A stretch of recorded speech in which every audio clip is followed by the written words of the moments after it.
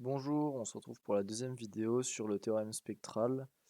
Alors du coup, dans cette vidéo, on va rentrer un peu plus dans le vif du sujet, on va démontrer plusieurs lemmes pour ensuite démontrer le théorème spectral qui nous dit que toute matrice symétrique à coefficient réel est diagonalisable dans une base orthonormée.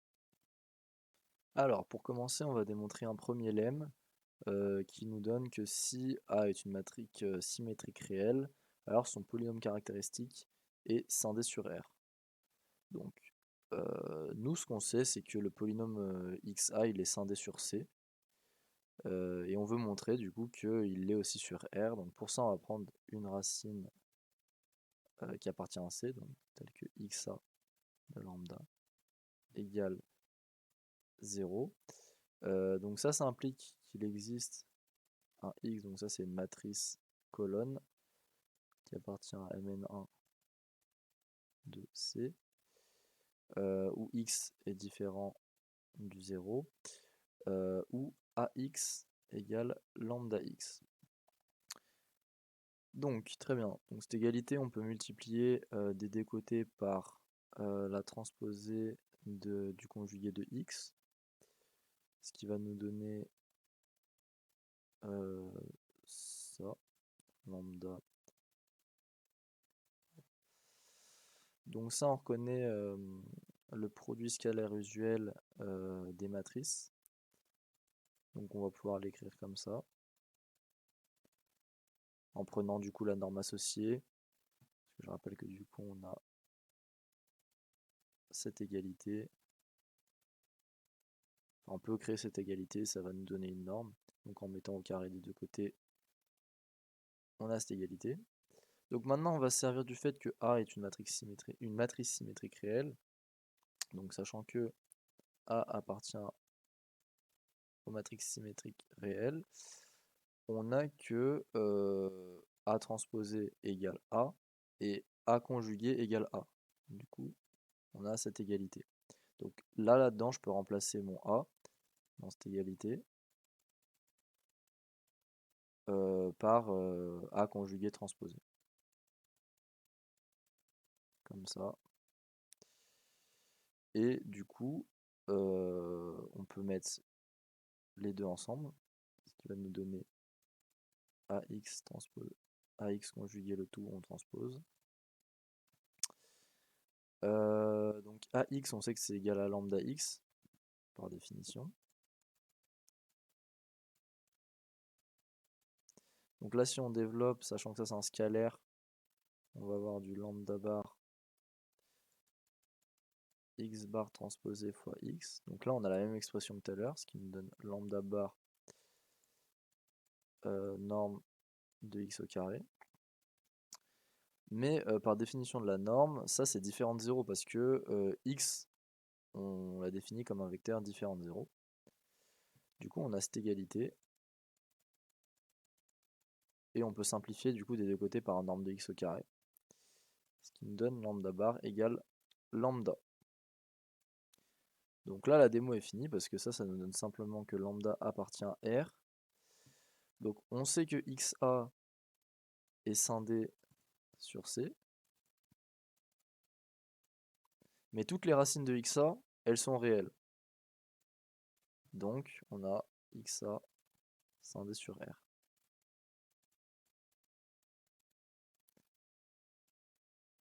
Ok, très bien. Donc maintenant, on va démontrer un nouveau lemme qui dit que si U est auto-adjoint, alors ces sous-espaces propres sont 2 à 2 orthogonaux. Donc, alors on va partir du principe qu'il y en a au moins deux, parce que bah, s'il y en a un, bah, le lemme est vrai en fait. Donc si on prend lambda et mu qui appartiennent au spectre de U, on va vouloir montrer que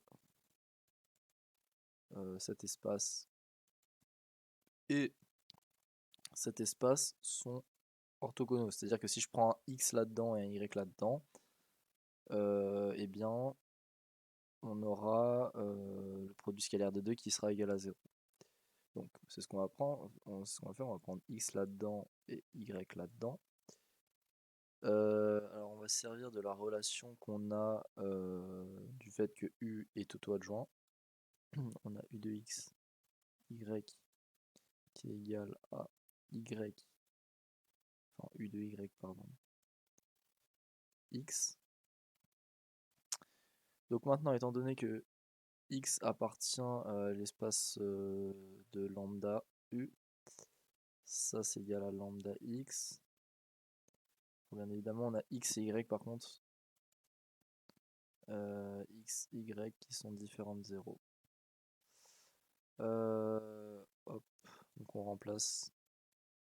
Voilà. Par bilinéarité, on peut sortir les scalaires. Après, le produit scalaire est symétrique. Donc le YX, enfin le Y scalaire X va être égal à X scalaire Y. Voilà. Donc évidemment, on a pris deux valeurs propres qui sont distinctes. Donc ça nous donne que si on suppose que XY est différent de 0, on aurait que lambda égale mu. Ça c'est absurde. Donc obligatoirement, on a x scalaire y qui est égal à 0. Ça nous prouve du coup que les espaces propres sont 2 à 2 orthogonaux. Avec donc lambda qui appartient au spectre de U, donc ils sont orthogonaux. Voilà. Ok, donc là il ne reste plus qu'un lemme à démontrer, on va enfin s'attaquer au gros théorème de la vidéo. Donc ce lemme il nous dit que si on a U qui est auto-adjoint, alors F1 SEV stable par U, alors on a l'orthogonale de F qui est stable par U, et si on a U qui est réduit à F, cet endomorphisme est auto-adjoint sur F.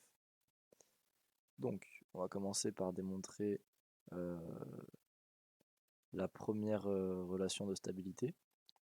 En fait ça vient du fait que si on a U de F inclus dans F, alors l'adjoint de U de F bar est inclus dans F bar. Donc pour ça, comment on va faire? On va prendre un élément de F bar, donc soit Y inclus qui appartient à F bar.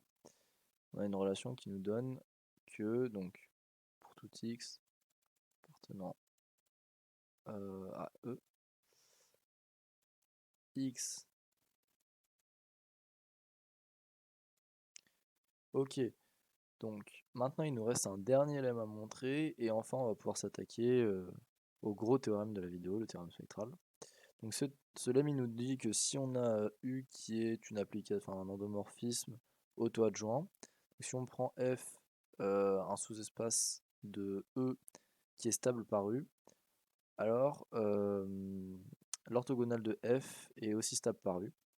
Et l'endomorphisme induit sur F est auto-adjoint. Voilà, donc cette première relation de stabilité, elle vient du fait que en fait on a toujours eu l'adjoint de U F orthogonal qui est inclus dans F orthogonal. On va montrer ça. Donc le but c'est de montrer que si on a un X qui appartient à F orthogonal, alors U adjoint de X inclus dans appartient à F orthogonal. Donc ce qu'on va faire c'est que du coup on va prendre un X dans F orthogonal, on va prendre un Y qui appartient à F, donc on va exploiter la relation de l'adjoint qui nous donne que X U de Y est égal à U adjoint de X Y. Donc qu'est-ce qu'on a là? On a X qui appartient à F orthogonal et Y il appartient à F qui est stable par U par hypothèse. Donc ça appartient à F. Ça implique que ce produit scalaire est égal à 0. Celui-là il vaut 0. Et donc Y là, on a Y qui appartient à F. Et du coup, bah, pour tout y qui appartient à f, cette égalité, enfin ce produit scalaire vaut 0. Donc ça veut juste dire que u adjoint de x égale, appartient à f orthogonal. En l'occurrence, là, ce qu'on a, c'est que l'adjoint de u est égal à u. Donc ça nous donne que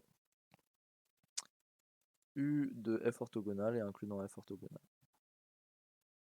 Ensuite, la deuxième partie du lemme est beaucoup plus simple à montrer. Donc si on prend x, y qui appartiennent à f, l'objectif ça va être de montrer la relation qu'on a toujours pour l'adjoint. Donc u réduit sur f de x, y, ça c'est égal du coup à u de x, y, parce que du coup les valeurs réduites à f elles concordent avec celles sur tout l'espace E. Donc étant donné que u est adjoint, ça nous donne u de y scalaire x. Et étant donné que y appartient à f, alors on peut encore réduire à f. Donc ça nous donne simplement que u réduit à f est égal à son adjoint. C'est ce qu'on voulait montrer. Ok, donc maintenant qu'on a montré ces trois lemmes, on va pouvoir s'attaquer au gros théorème de la vidéo, le théorème spectral. Donc j'ai réécrit les lemmes ici, et quand j'en aurai besoin, je redirai soit c'est le 1, c'est le 2, soit c'est le 3.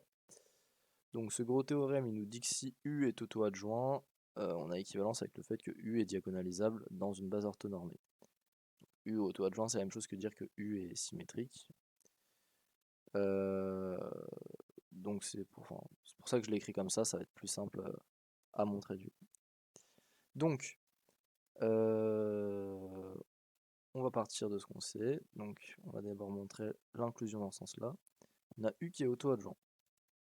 On a vu par le deuxième lemme que du coup les espaces propres étaient orthogonaux 2 à 2. On va appeler ce grand espace F avec du coup lambda qui appartient au spectre de U. L'objectif ça va être de montrer que F égale E, parce que si F égale E, c'est-à-dire qu'on peut décomposer U comme on peut le décomposer dans une base de sous-espaces propres, et pour montrer que U est diagonalisable, ça va quand même vachement nous aider. Donc montrer que f égale E, c'est équivalent à montrer que l'orthogonale de f égale à l'ensemble vide. Donc on va supposer par l'absurde que f orthogonal est différent de l'ensemble vide. Alors, maintenant, on va montrer que donc, pour tout lambda qui appartient au spectre de U, donc si on a un x dans un espace propre, en fait cet espace propre est stable par U, tout simplement parce que du coup on a U de x qui est égal à lambda x, et du coup U de x ça vaut lambda U de x, ce qui donne juste que du coup U de l'espace propre est inclus dans l'espace propre. Et étant donné que f c'est la somme de tous ces espaces propres, en fait on a juste U de f inclus dans f. Donc on peut se servir de ça pour utiliser du coup le troisième lemme.